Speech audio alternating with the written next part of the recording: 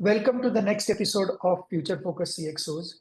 We have a very special guest today, and we are going to have some very interesting conversations about technology, about changing the careers. So, without any further delay, let me welcome Ilana Esterrich to our call. She is the Chief Financial Officer for Planned Parenthood Federation of America. She's based in DC. So, without any further delay, Ilana, welcome to the podcast. I would like you to start by giving a brief introduction about yourself, about your experience, and then we can go from there.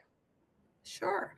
As you introduced me, I'm currently part of the leadership team here at Planned Parenthood at the National Office of the Federation. For anyone who isn't familiar with Planned Parenthood, we're the largest provider of sexual reproductive health services here in the United States.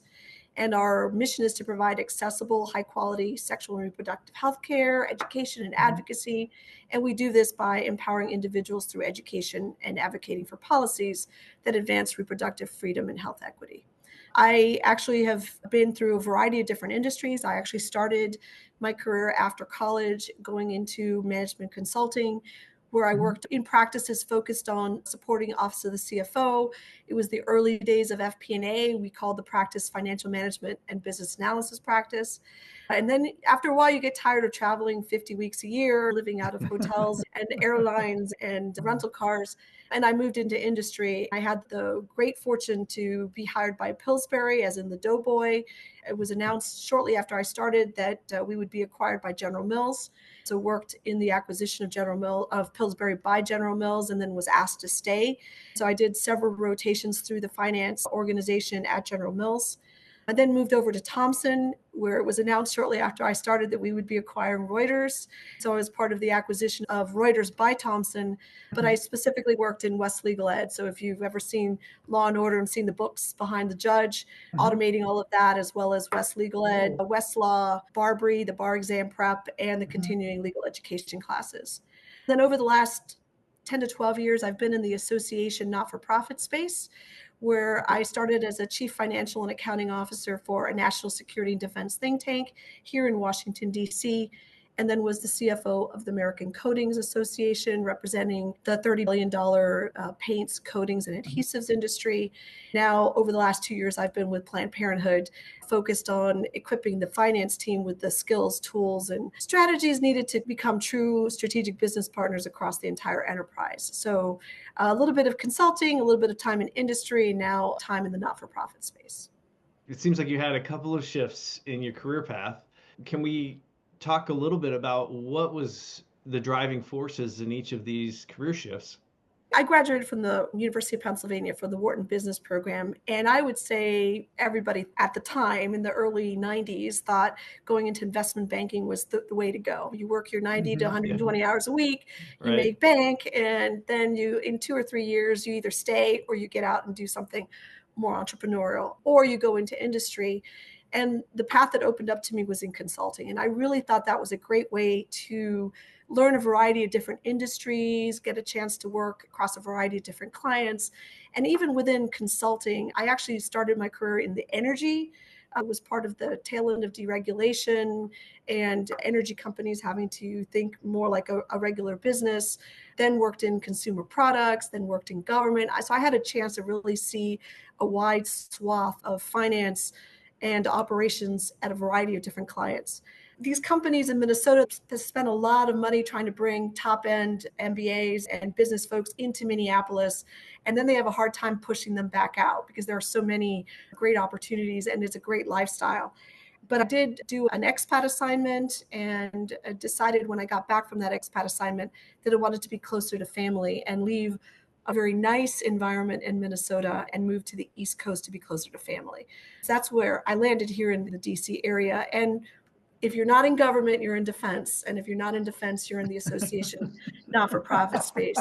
There's not a whole lot of manufacturing in Washington, D.C. or consumer products. That's how I ended up moving into the not-for-profit space. And I really enjoy matching up finance and accounting and operations and strategy with mission-driven work. We do a lot of digital transformation, right? And it has shifted over a period of time, especially with the new generations coming in, millennials to Gen X to Gen Zs. So my question to you is, how do you really approach or balance between the digital transformation, especially when you are the organization who focus on the younger generations. And you know their attention span is less, where they go is different, how they make decisions is really very different than how we make decisions. So how do you really approach that and give us what has worked, what has not worked? Because a lot of people want to know what has not worked as well, so that that list needs to be bigger of don't do this versus do this. So It's please let confession us know. time, Ilana. Yeah. So I will say, without getting into trouble, every generation right now in the workforce brings something very unique to the table. And it takes a little bit of talent and some finessing to marry up everything from the boomer down to the millennial Gen X. I'm thankful that I don't have to worry about Generation Alpha for right now, but everybody brings something to the table. I think the value of the Gen X millennial is they don't know any different, and they are very focused on the art of the possible, and they are also much better at being first adopters and being technologically savvy, so they can pick up systems and the intricacies of the digital transformation work. Where they are less savvy is actually understanding what it is that they're automating, what is the purpose of some of the systems that we're putting into place, or the whys of why certain things have to be done a certain way. That's where the Gen X, the boomer, the older generation with more experience in the workforce can help make that connection and say, this is why this procurement process needs to be done a certain way, or we have more experience with gap and even how to run an organization. And so there are certain reasons why we want certain pieces of data on the dashboard. So being able to connect those two groups and effectively communicate so that we're providing some historical training to our younger generation, but also keeping the more experienced generation fully We're older. informed, the more worldly of us fully informed on what's available and what we could be capable of with technology, and kind of stacking those is the opportunity. So really not looking at it as these are separate silos, generational silos, but really it's a Venn diagram. And where is the sweet spot where these generations can overlap? It seems like actually more of a management problem than a technological one because It's of the it's a viewpoint coming from a Gen Xer and understanding how a Gen Z might respond to a government process or some grants process or something like that, having to put that together. Like, why do I have to go through all these hurdles? There's a value of that because Sure. since they're living in the art of the possible and they have no point of comparison, they're often able to pinpoint non-value added work or steps that we have taken for granted that we believe is, oh, that's the way we do things. And they're able to really fine tune and say, does this really make sense? Because if we do A and D, you don't need B, C. And where the conflict is needs to be A, B, C, and D, we sometimes get a little vapor locked on that's the way things are. So there is an overlapping. And at the same time, I remember being an early adopter and technology came great. I was one of the first ones to get an iPhone in my peer group. And now that's table stakes. And they're bored. They're frankly bored with that. But also it is a telephone. So it is much faster to call, use it as a telephone, and get an answer instantaneously than to text and sit back and wait for the text to be responded. So there are some more traditional, let's say more experienced habits that we have that need to be brought over and to inform the newer generation. But there's a lot to be learned from the new generation. It's finding that how far over does that Venn diagram overlap and maximizing that. And for me, it really is a management problem. It isn't really a generational problem. So what did you learn in that process? Obviously, was it something that you learned more in General Mills through a merger or Thomson Reuters through a merger, or did it come more in the nonprofit space where there's a broader community engagement because there's fewer people? You try what works and then drop what doesn't work. And the value of big organizations like Thomson is they actually have the resources and the bandwidth to really invest in change management and training, in professional development, in really getting new staff coming through the door, whether they're undergraduate or from the MBA programs, really able to get that staff very productive very quickly. If you're in the not-for-profit space and range from a small not-for-profit to a large one like we are, sometimes that's not top of mind. That's not where you're going to put your primary investment because your investment is the mission and you're dealing with donor funds or you're dealing with restricted funds. So it may not always be top of mind. It just really depends. One question I just can't stop without asking is because the way technology has grown or shaped up in 2024, AI has made too much of noise, but at the same time, great advancement, especially in the Gen AI space. What changed is really the Gen AI part of it, wherein you can now get a very consolidated response. Whether it is right or wrong is a different story, but it is like having an intern with you who can give you all the answers, looking at all the documents, but he cannot tell you whether this is right or wrong. My question to you is, how are you thinking about AI, number one? And second, how do you think AI would really benefit the younger generation, especially during the parenthood space? So the Gen I perspective is very interesting, and you're right. That has been the topic at every conference, every seminar, every webinar, all of the CFO events. How do we incorporate Gen I? There's a vast swath of us in leadership that are still perplexed about how to leverage AI because some of our organic systems are still in their nascent or basic states. We're still automating procurement. We're still trying to update our ERPs. We're starting to really look at automating FP&A away from Tableau, Power BI, Excel. And so we're having a hard time marrying this advanced AI concept and can we just get the basics right and get that automated? How do you marry those two? I think for larger organizations, those in the public sector, the for-profit sector, they may be much further along than we are, only because they are dealing with shareholder data, they're dealing with stock market, they're dealing with more quantitative or the traditional investment bank type perspective. So it's easier for them to direct Gen AI to do analysis in those kind of very fixed numbers. For those of us in the not-for-profit space or where we're not necessarily as developed, I will sadly say that Gen AI goes to, can you take my email and make it sound more informative for a non-financial audience? Or can you take this very blunt finance readout and make it more interesting? We're using, I think, AI more in the qualitative space versus the quantitative space.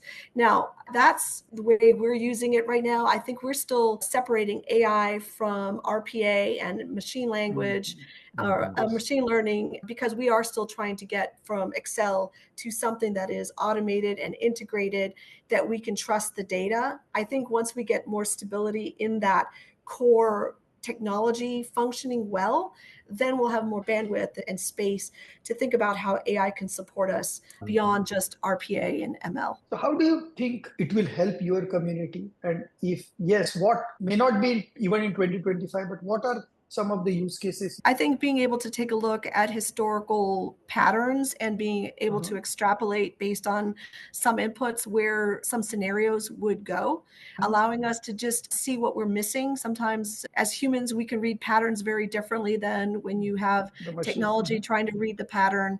But this is long term. But before we can even do that, we need to make sure we have confidence in the data.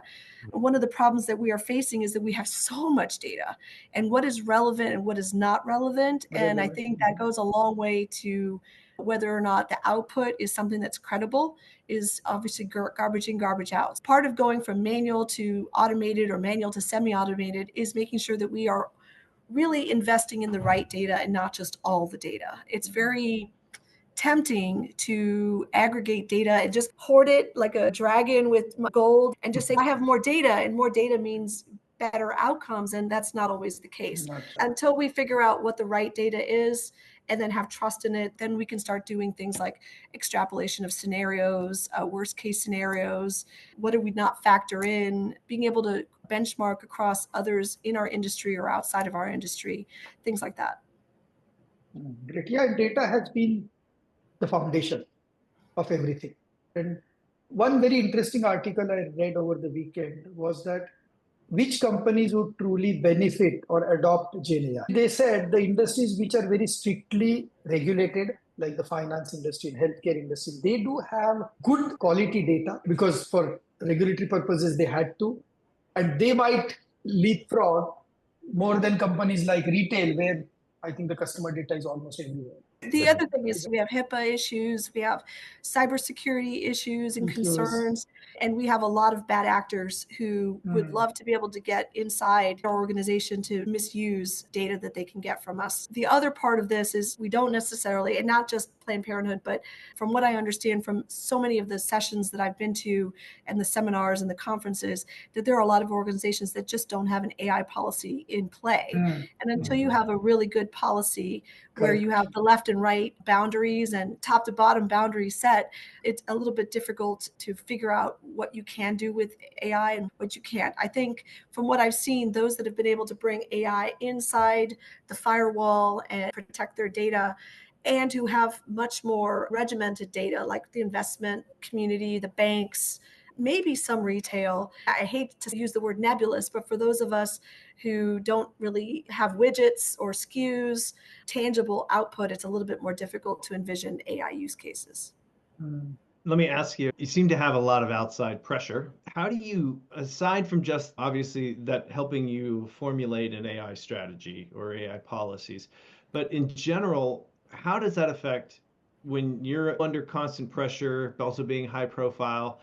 How does that help you balance an immediate response need to some critical decisions versus making some of that long-term planning that you're talking about that even includes an AI strategy? So we partner very closely with our CIO and our CISO. Even when we're looking at general system solutions for our tech stack, that decision involves representatives from our tech team.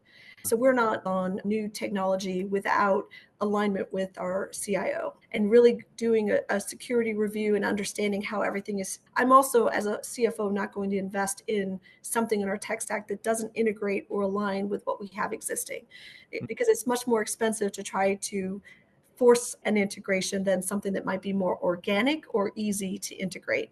And I also want to use as many of the resources that we have existing internally as possible, because I don't necessarily want to be eating into our revenue stream, which is given to us by our donors on behalf of the mission. So I need to make sure that whatever I'm doing from a finance perspective is doing it for the right reasons, that we are going to be able to do something better on behalf of our donors and on behalf of our patients and on behalf of our mission without necessarily causing unintended or unforeseen expenses. For us to align on AI, I have to make sure that we are actually putting the tech IT team first, communicating what it is that we're trying to get, and then working together to figure out what is the right solution, either acquisition of technology or what is the best in-house technology, because there's a wide variety of things that are already happening throughout the organization. And if we can leverage something that's already in-house, we'll do that. If we need to acquire some technology, we'll do that in collaboration, not just with our CIO, but also with our general counsel, to ensure that we're protecting data correctly, that we're not running into any problems. So it's a huge partnership. It's not just finance running down the path saying we're going to do this and we're going to add AI and we're going to do all of this fantastic stuff. We do have to do it with a little bit more measured understanding of the risks and the opportunities. It seems like that a full-scale type of digital transformation actually carries more risks for you, just because you don't want to throw out anything that you've got. You don't want to step into too much new water with making sure you're leading from a security posture, which obviously makes sense. And it's not just the security posture. It's also we've implemented what we feel is the best solution for a procurement system, where we were going from just Google Sheets and Google Docs and PDFs to something that's actually a full end-to-end automated procurement system. It does create ramifications, not just on the back end, but on the program side. So if you're going into an election, like the 2024 election, and you have all of a sudden all these contracts with lawyers and lobbyists and advertising firms and marketing and communications, and you can't get your process working, you can't get contracts through, and vendors aren't getting paid, you're causing upstream ripple effects. Even though you're going down the path of innovation and automation, and it's a great thing to do, you also have upstream impacts that you have to be aware of. We did unfortunately run into some hiccups, and anyone who sees this who's part of my organization will be like, hiccups? They were more like burps and belches and, but any system implementation will go through Sure. some learning, and you have a plan until you get punched in the face. That's like a Mike Tyson comment. Yeah. So well, we might have had taken a few punches in the face, but we are doing it for the long-term good. All of these changes, whether it's a system implementation or even AI implementation, will have ripple effects upstream to those that are doing, let's call it, the front of house work. Let me ask you, how does that lean towards the mission of all those that you support, all the way down to the individuals? I know we've talked most about the procurement and the back end side with the supporting vendors and other things. How are you doing something in the same vein towards the front line? So the value of finance is that other parts of the organization will dispute this, but we're in a very unique position that we are a 720-degree hub to a massive amount of spokes. So we see everything from payroll to your spending profile. We know what big strategic objectives you have in play because we're going to be tracking the fundraising against those objectives. We're going to be tracking the programmatic spend. We're a federation, so we're the national office. Our members are 49 affiliates who run 650 plus healthcare centers. So we have an obligation to our membership, which are those affiliates. They're the ones providing patient care. We have a responsibility to our board. We have responsibility to the various committees, and also have responsibility the left and right across our peer organizations and to every single member. So we're seeing everything. Our goal through all of this automation that we're doing is to really be able to be strategic business partners at all levels. And it can be tactical down to, hey, I relocated from one state to another and I need to update payroll. What are the ramifications there? All the way up to the board has changed a strategic focus, and how is that going to change the way we're structured or the work that we're doing? Then we also have an obligation to our donors who give us restricted and unrestricted funding to carry out the mission. And you're right, we want to maintain a low profile in terms of we're not using those resources crazy. We're using the minimum amount of resources that we need to be able to keep the trains running, the lights on, and do what we need to do as a back office function to support the program. So we work hand in hand with the program to support their analytics, to make sure that they're calculating ROI, that we are able to have the cash flow for them to be able to make the investments that they need to do on the programmatic side to meet the objectives of the mission, the objectives of the donors, the objectives of the affiliates. Then we make sure that we keep all the doors open for the centers that provide patient care out of the affiliates. Gotcha. Excellent. I have another question. I would like to pivot, actually. You had a small stint in Thailand, and I was like, Yes. I want to know, as a personal journey, moving to Thailand seems like an odd thing. I'd love to talk about, as a professional, as you're moving through all of these industries, A, why was that beneficial? Or B, how did it become beneficial as you transition back to the States? Before I go into the Thailand thing, I will tell you that I'm a third generation Army brat. So my grandparents, my parents, and myself, we were all in the military. I was born in Germany. My dad served 3 overseas tours, and we moved every 2 to 3 years. I went to 3 different high schools. My mom moved, I think, 12 times in 20 years. So we come from a Rolling Stone, gathers no moss kind of family and a background. And I've lived all over the US. Part of the joy of consulting is traveling all over the US, all over the world for client work. So that's always been part of my personal makeup. At the time, I was working for Thomson Reuters, and my ex-husband was working for 3M, and we had an opportunity for both of us to do an expat assignment. Mine would have taken me to Europe, his would have taken him to Asia. And we had a chance to make a decision, and when's the next time someone's going to pay you to go live in Thailand. So it doesn't come with a happy ending in that we did not complete the full 2-year assignment. He did. I did not. I came back to the US with my kids, and I made the choice to relocate here to DC because this is where my family was. And unfortunately, sometimes these expat assignments, any crack that you might have, those cracks in relationships often magnify. Unfortunately, that's what happened with us. But thanks for focusing on that. But no, I'm kidding. But I will tell you the value of these expat assignments. And I was really fortunate because I was the trailing spouse. I didn't have a work visa. I did have to resign from Thomson Reuters. But I met some amazing people that worked for all sorts of global companies that were also trailing spouses, and their spouses worked for a variety of multinational corporations. I had a chance to meet a lot of people working in the diplomatic function for a variety of different countries. Got involved with the American Women's Club, with the British Women's Club, with the Australia New Zealand Women's Club, and really made some connections. These are people who had spent their entire careers moving around the world for their corporations, and it is a valuable experience.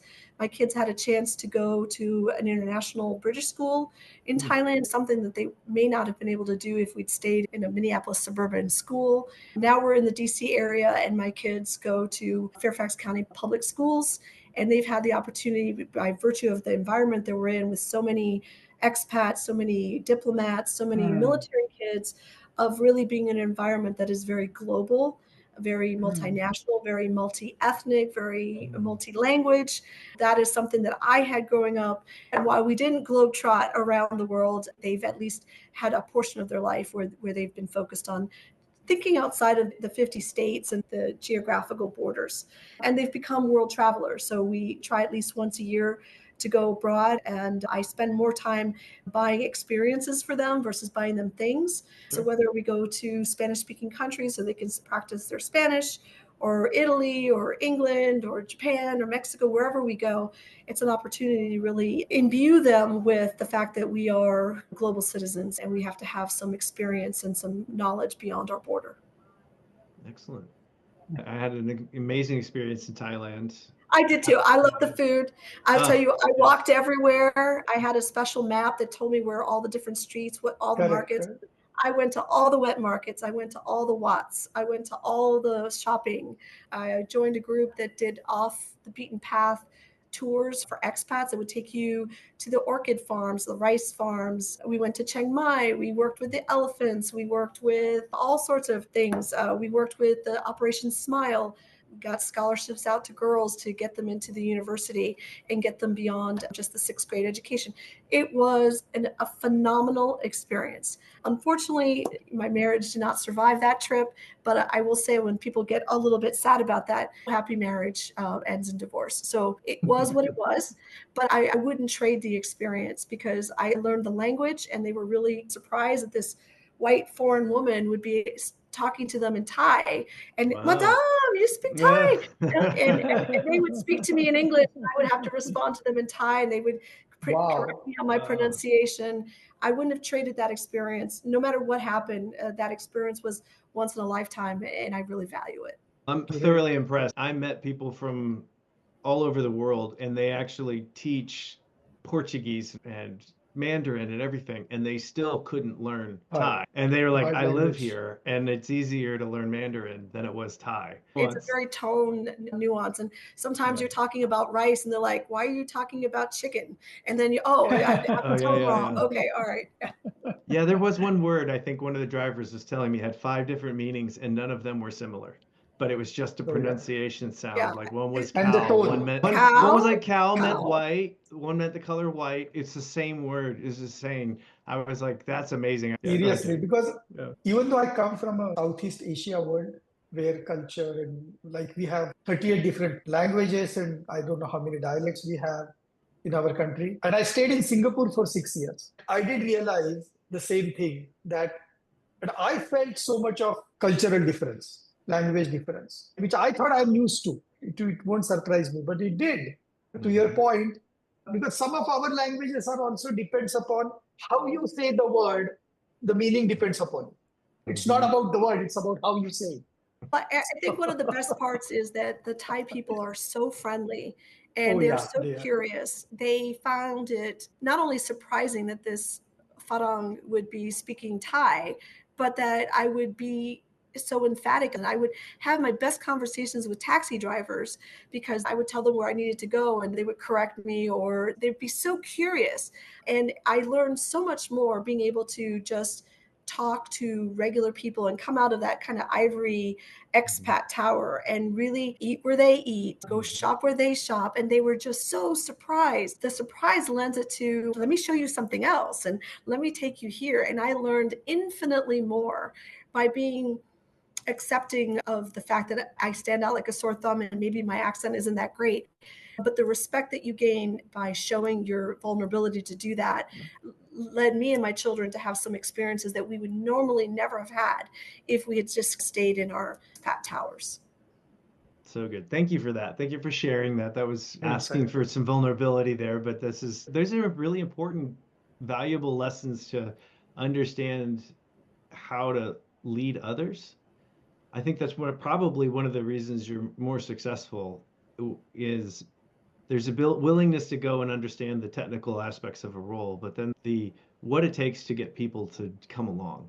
And Yeah, that's and the worldly experience and the willingness and and where you're coming from. I think just is a real joy Matters, to yeah. see. well, And I think technology doesn't implement itself. And no matter how technologically advanced and how integrated systems are and how much I think Jay said it, AI can't tell you the right decision. It can give you decisions, but not the right Yeah. decisions. No matter what, at the crux of everything is people.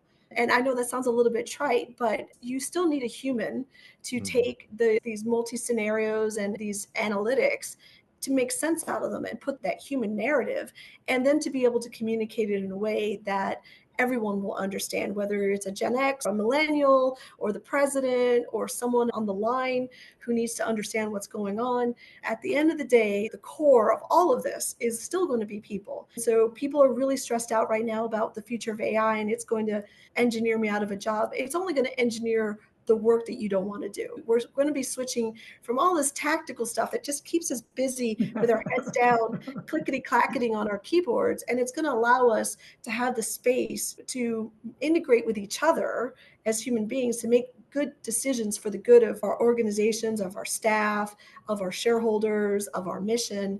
And so I think just being able to relate to people, to get onto that level, to really understand where they're coming from, to unite disparate people, language, culture, generation, whatever it is. And technology is a supporting feature. It's a weird thought, but I always relate AI output or Gen AI output some level to mentorship. Like in a mentorship session, you never get the answer to what you're trying to solve. You always get a perspective from the mentor and different ways of looking at the problem. Yeah. He never tells you the answer. It is exactly the same. If you treat AI in the same way that I'm not looking for a decision, I'm looking for the perspective. Because as a generative one, you can go all over the world and bring that to me. I will take 5 hours to figure it out. But ultimately, how to address a problem or solve a problem or what to implement, those decisions are with humans. Because that Yes. perspective is very hard. We should not even expect AI to do it for us, is what I'm trying to say. It's a tool, right? It's a bigger tool in our toolkit. It takes up more space Mhm. than other tools. I came into business when Lotus 123 was great. It's replacing 13 ledger paper column. And then Excel came and ate Lotus 123's lunch. Now we've got BI and Tableau and all of these FP&A type systems. And now we've got Gen I. So it's a ever growing tool, but it's one in a toolkit. And there are still going to be tools that are human based. We're never going to outrun that. It's a great conversation. Ilana, tell me, work-life balance is always a challenge. And how did you obtain a work-life balance, especially coming from consulting? Jay was this guy too, constantly traveling, gone all the time, show up, change clothes, get back to the airport. How did you deliver that into the world that you live now? And Yeah, how do I'm really impressed that when you asked the question, you didn't say as a woman, because my original answer was going to be like, we never ask men that. But the way you phrased the question is ideal. And it really is about human work-life balance, not just kind of men and women thing. Yeah. I would say that something that when I came into work, especially in consulting, it was like when the client's on, you're there, right? And when the client leaves, then you wait 30, 40 minutes and then you leave. It was always chasing the hours. And if you weren't billing, then you were on the bench and you didn't want to be on the bench. That kind of built the sense of if I'm not working, I don't have value. I think as I've gotten more mature, as I've had my family, now I'm a sandwich generation. So not only am I ejecting my baby birds into the world, I also have gray owls that I'm responsible for.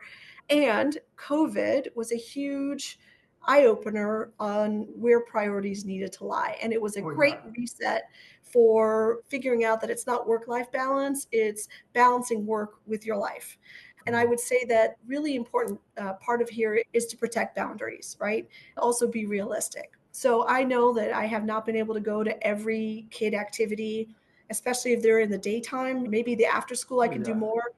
relying on family more, having the kids understand that mom has to go to work because this is what Right. pays for the skateboards and the iPhones and all those kinds of things, but also giving oneself grace that missing a daytime concert isn't going to scar for life, and really figuring out, maybe I don't want to be the snack mom for the class party, but I will certainly write a check to make sure that they have all the cookies that they need.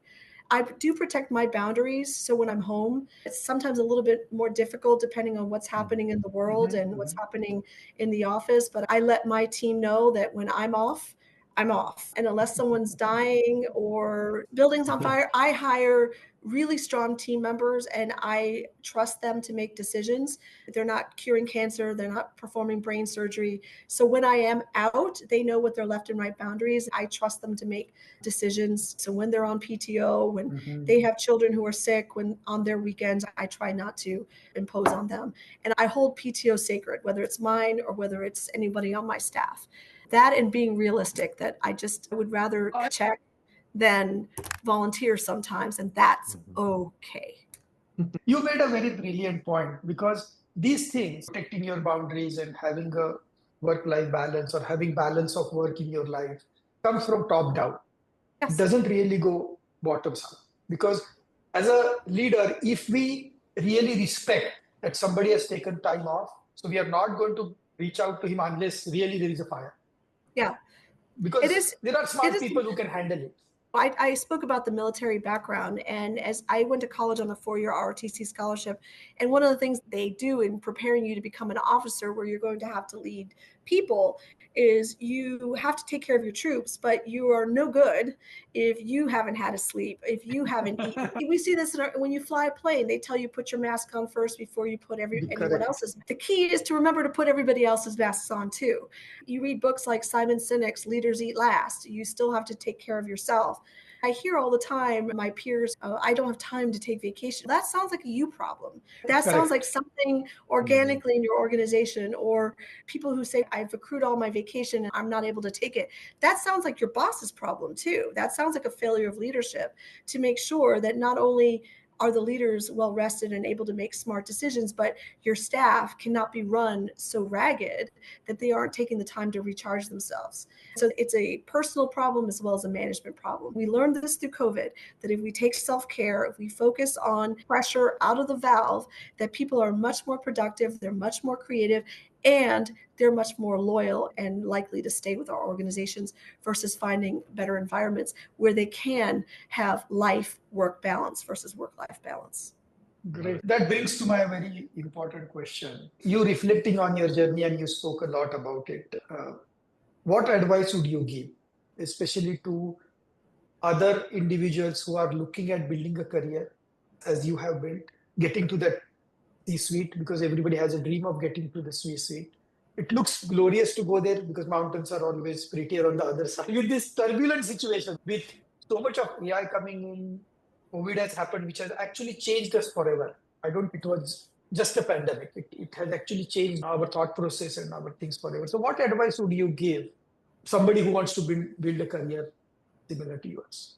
Always be learning. There's always something new to learn. And I know that sometimes it's overwhelming, but you can use AI to summarize books and articles. And there's a way to use technology to synthesize data and get you to the key points. You need to stay connected, whether it's individuals through LinkedIn or through conferences and seminars. There's the component of always be learning, always be connected. I also think that there should be a willingness to try different things. So I didn't necessarily go straight up. I moved industries, rotational programs, mentor programs, where you're not just getting mentors in finance, you're finding mentors in a variety of different organizations.